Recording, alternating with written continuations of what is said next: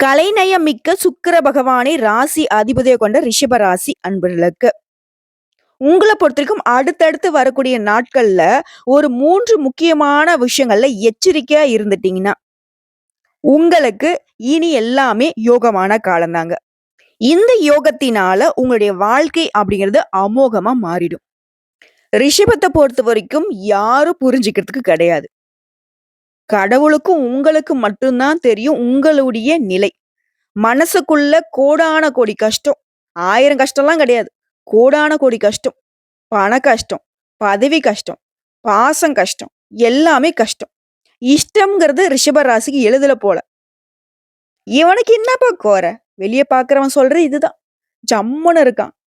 நீங்க பேசுறது, நீங்களுடைய செயல்பாடுகள் எல்லாமே நீங்க உங்களுடைய கஷ்ட நஷ்ட வெளியில காட்டிக்காம இருக்கிறதுனால, அவங்களுக்கு உங்களுக்கு ஒரு பெட்டி பெட்டியா பணம் அடுக்கி வச்சுட்டு, ஊர் ஊரா சுத்திக்கிட்டு, நல்லா பிடிச்சத சாப்பிட்டுக்கிட்டு, ஜம்முன்னு இருக்கிற மாரி தெரியுது. அவன் அவனுக்கு தான்டா தெரியும் கஷ்டம். நான் சொன்னா மட்டும் நீ என்ன பண்ண போற? போ அந்த பக்கம் நகரு நகரு. ரிஷபம் இப்படிதான். ஒதுங்கி போயிட்டே இருக்கும்.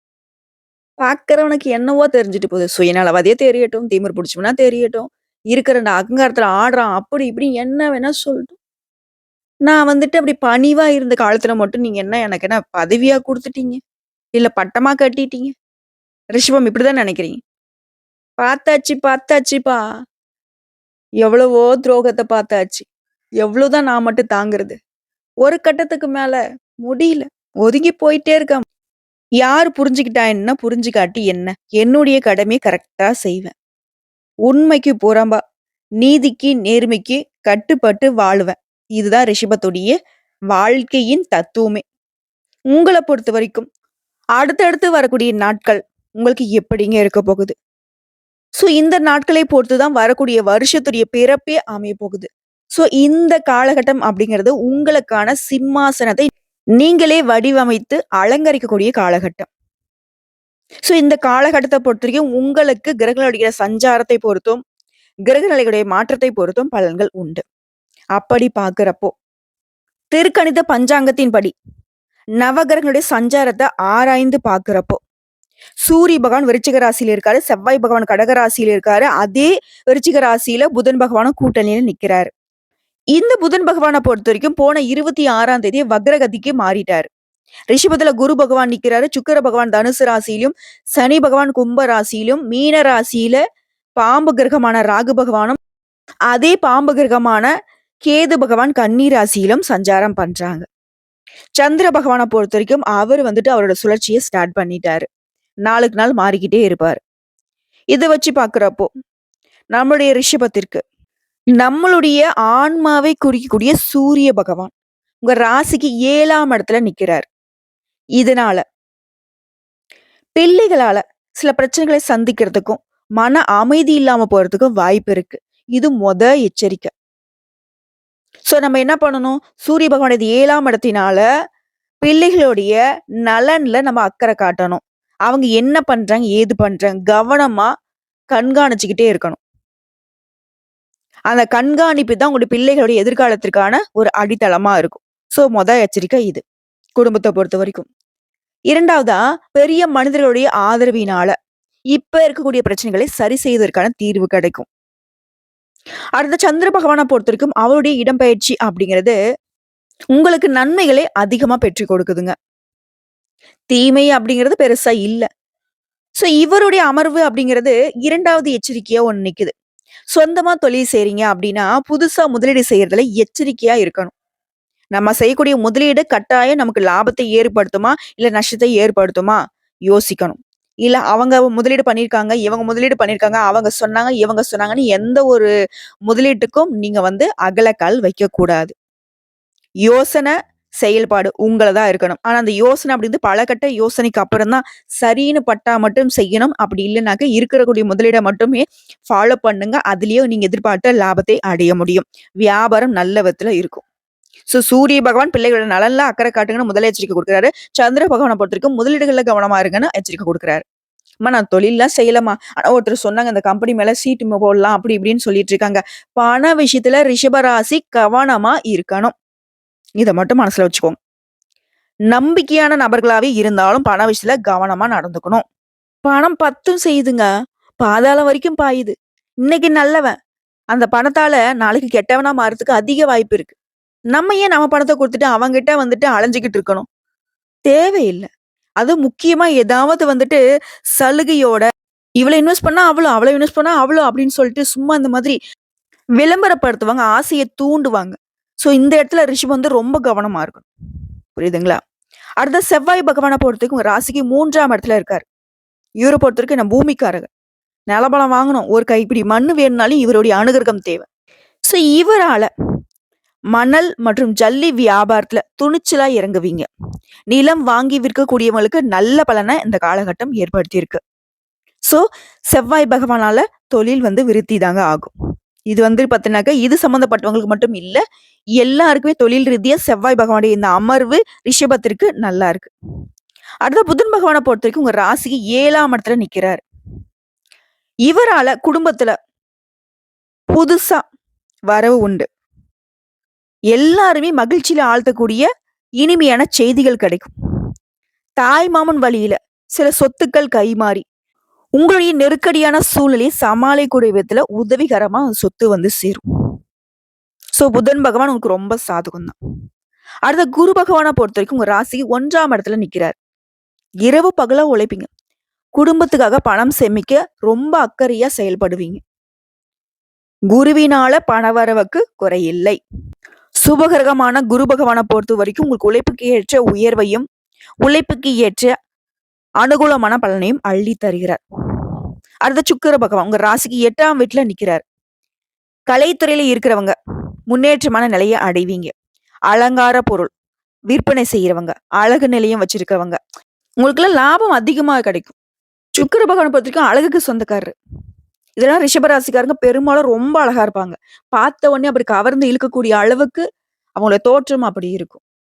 சோ அந்த வகையில சுக்கிர பகவானுடைய சஞ்சாரத்தினால ரிஷப ராசிக்காரர்களுக்கு அழகு சம்பந்தப்பட்ட துறையில இருக்கிறவங்களுக்கு லாபகரமான காலகட்டம். அடுத்த சனி பகவானை பொறுத்த வரைக்கும் உங்களுடைய ஜாதகத்துல 10ஆம் வீட்டுல நிக்கிறாரு. இதெல்லாம் மருத்துவ செலவுகள் மன நிம்மதி கெடுவதற்கு வாய்ப்பு இருக்கு. இது 3வது எச்சரிக்கை. அப்போ உடல் நிலையில அக்கறை காட்டணும் ரிஷபராசி. மனச கெடுக்கிற மாதிரியான விஷயத்துல எச்சரிக்கையா இருக்கணும். தேவையில்லாத குழப்பத்திற்கு உட்படாம இருக்கணும். இந்த மாதிரியான சமயத்துல சின்னதா வந்துட்டு உடல் உபாதைகளை உணர்ந்தாலே உடனடியா மருத்துவர்கிட்ட போனீங்க அப்படின்னாக்கா மருத்துவ செலவை கட்டுக்குள்ள வச்சுக்கலாம். உடல் ஆரோக்கியத்தை பாதுகாத்துக்கலாம். மன சஞ்சலப்படுது, ரொம்ப கஷ்டமா இருக்கு அப்படின்னாக்கா அந்த பிரச்சனைய பத்தி ரொம்ப யோசிக்காம அத அப்படியே விட்டுட்டு ஆன்மீகத்துல மனசை ஈடுபடுத்துங்க. கடவுளை தவிர்த்து வேற எதுவுமே நமக்கு தீர்வு கொடுக்கக்கூடிய விதத்துல இருக்காது. மனுஷ மக்கக்கிட்ட நம்ம சொல்லலாம். நமக்கு ஒரு தீர்வு கிடைக்கும்னு நினைச்சு சொல்லுவீங்க. அந்த பிரச்சனைய வந்து அதிகம் பண்ணி விடுவாங்க. புரியுதுங்களா? அடுத்த ராகு பகவானை பொறுத்தவரைக்கும் உங்க ஜாதகத்துல 11ஆம் இடத்துல நிக்கிறார். தக்க சமயத்துல நண்பர்கள் உதவி செய்வாங்க. அசுப கிரகமே உங்களுக்கு சாதகமா நிக்குது. அடுத்த கேது 5ஆம் இடத்துல இருக்காரு. தொழில் ரீதியா இவர் உங்களுக்கு சாதகமா இருக்கு. தொழில்காரகன்னு சொல்லக்கூடிய சனி பகவான் உங்களுக்கு சாதகமா இல்லனாலையும், கேது பகவான் தொழில் இருக்கக்கூடிய போட்டிகளை வெற்றிகரமா சமாளிக்கிறதுக்கு உதவி பண்றாரு. சோ நம்ம சொன்ன அந்த 3 எச்சரிக்கைய மட்டும் நோட் பண்ணி வச்சுக்கிட்டு, அத கரெக்ட்டா ஃபாலோ பண்ணிக்கோங்க. இப்ப கடகடன்னு பாயிண்டா நம்ம பேசணும்னா, பொருளாதார நிலையை பொறுத்தவரைக்கும் திருப்தி தரக்கூடிய விதத்துல இந்த காலகட்டம் இருக்க போகுது. கணவன் மனைவிக்கிடையே அந்யோன்யம் அதிகரிக்க போகுது. குடும்ப விஷயமா வெளியூர் பயணங்களை மேற்கொள்ள வேண்டியிருக்கும். உடல் ஆரோக்கியம் இப்ப நல்லா இருக்கும். இதுவரைக்கும் ஏற்பட்டிருந்த மருத்துவ செலவுகள் இப்போ குறையும். உங்களுடைய உடன்பிறப்புகள் வழியில உங்களுக்கு அனுகூலமான பலன் உண்டு. அலுவலக பணிகளில் ஈடுபடுகிற ரிஷப ராசிக்கு திருப்திகரமான போக்கு காணப்படும். பணியிட சூழல் மகிழ்ச்சியை ஏற்படுத்தும். வேற வேலைக்கு செல்ல விரும்புவர்கள் அதற்கான முயற்சி செய்யலாம். அதற்கு சாதகமான காலகட்டமா தான் இருக்கு. வியாபாரம் விற்பனையை பொறுத்த வரைக்கும் சொந்தமா தொழில் செய்யக்கூடிய ரிஷபத்திற்கு நீங்க எதிர்பார்க்கக்கூடிய லாபம் கிடைக்கும்.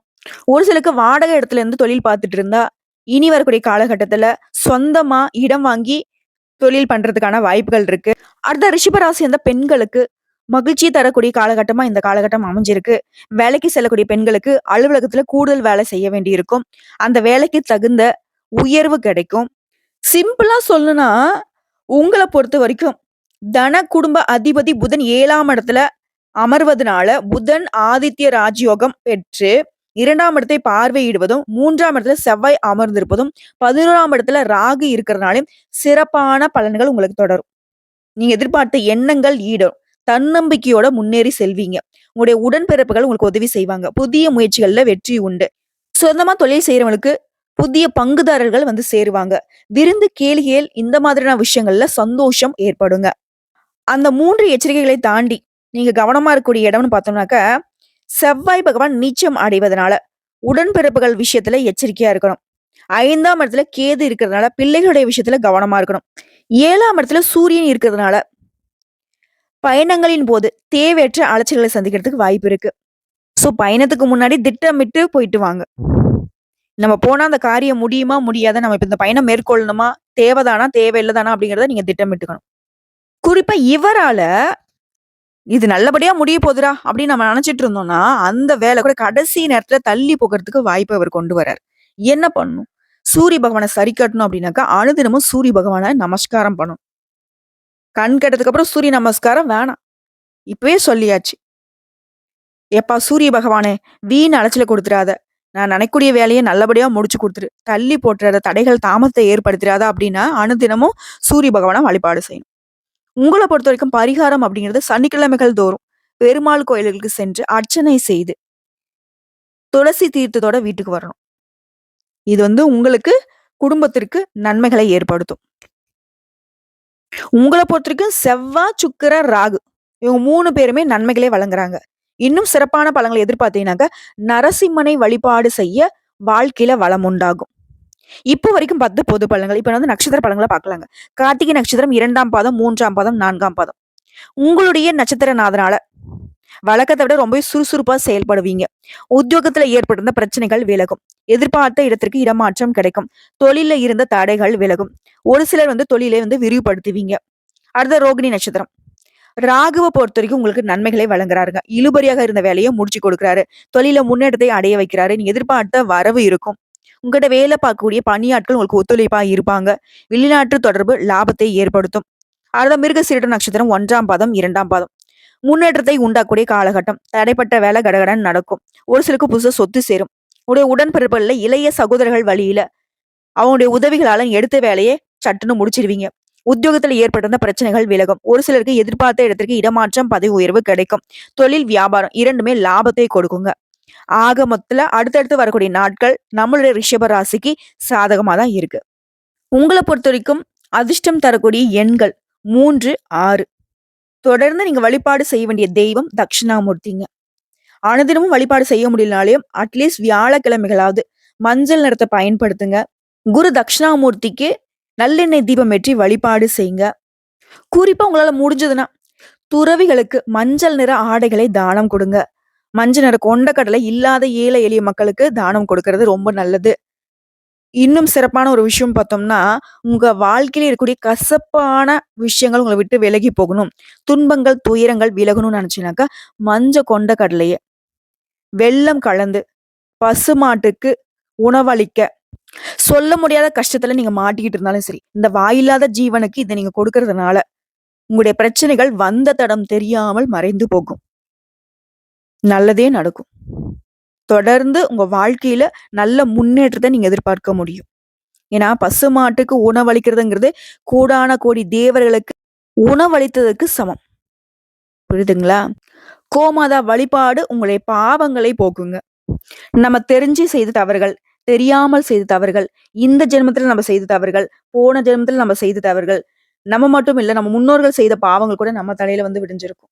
சோ அந்த மாதிரியான பாவங்கள் கூட நம்ம விட்டு விலகி போகணும்னாக்கா, கோமாதாவுக்கு உணவளிக்கிறதும், கோமாதா வழிபாடும் ஒரு நல்ல பரிகாரமா உங்களுக்கு நிக்குங்க. இந்த வீடியோ பதிவு உங்களுக்கு பிடிச்சிருந்தா வீடியோக்கு லைக் பண்ணுங்க. நம்ம சேனல் சப்ஸ்கிரைப் பண்ணுங்க. மேலும் பிடிச்சிருந்தா ஃப்ரெண்ட்ஸ் அண்ட் ஃபேமிலிக்கு ஷேர் பண்ணுங்க. காலமும் நேரமும் உங்களுக்கு வசமாக கடவுள்களுடைய அனுகிரகம் உங்களுக்கு துணையா நிக்குதுங்க. குறிப்பா ரிஷபத்த பொறுத்தவரைக்கும் சிவபெருமானுடைய வழிபாடு இல்லாட்டி உங்க வாழ்க்கை முழுமை பெறாது. சிவபெருமானுடைய வழிபாடு இல்லாட்டி எந்த கஷ்டமும் உங்களுக்கு முழுமையா உங்கள விட்டு விலகாது. சோ ஒவ்வொரு திங்கட்கிழமையும் சிவபெருமானையும் சேர்ந்து வழிபாடு செய்யணும். குறிப்பா சிவபெருமானுக்கு வில்வ மாலையும், நந்தி தேவருக்கு அருகம்புல் மாலையும் வாங்கிட்டு போங்க. ரொம்ப நல்லது. நமக்கு பிடிச்சத ஒருத்தங்க வாங்கிட்டு வந்தா எவ்வளவு சந்தோஷப்படுவாங்களோ அதே மாதிரி தான். தெய்வத்துடைய மனம் குளிர உங்களுடைய கஷ்டங்கள் விலகும். உங்க குடும்பம் சுபிக்ஷமாக மாறும். இந்த வீடியோ பதிவு உங்களுக்கு பிடிச்சதுனாக்க நம்ம வீடியோக்கு ஒரு லைக் பண்ணி மறக்காம நம்மளுடைய அகத்திய ராசி பலன் 2.0 சேனலை சப்ஸ்கிரைப் பண்ணி பக்கத்துல இருக்க பெல் ஐக்கனை கிளிக் பண்ணி வச்சுக்கோங்க. அப்பதான் நம்மளுடைய வீடியோ உடனடியாக உங்களை வந்து சேருங்க. இதை தாண்டி ஏதாவது ஆன்மீக தகவல் தேவைப்பட்டுச்சுனாக்க கமெண்ட் பாக்ஸ்ல பதிவிடுங்க. உங்களுடைய சந்தேகங்களையும் பதிவிடுங்க. உடனடியாக பதில் தெரிவிக்கப்படும். வாழ்க வளமுடன்.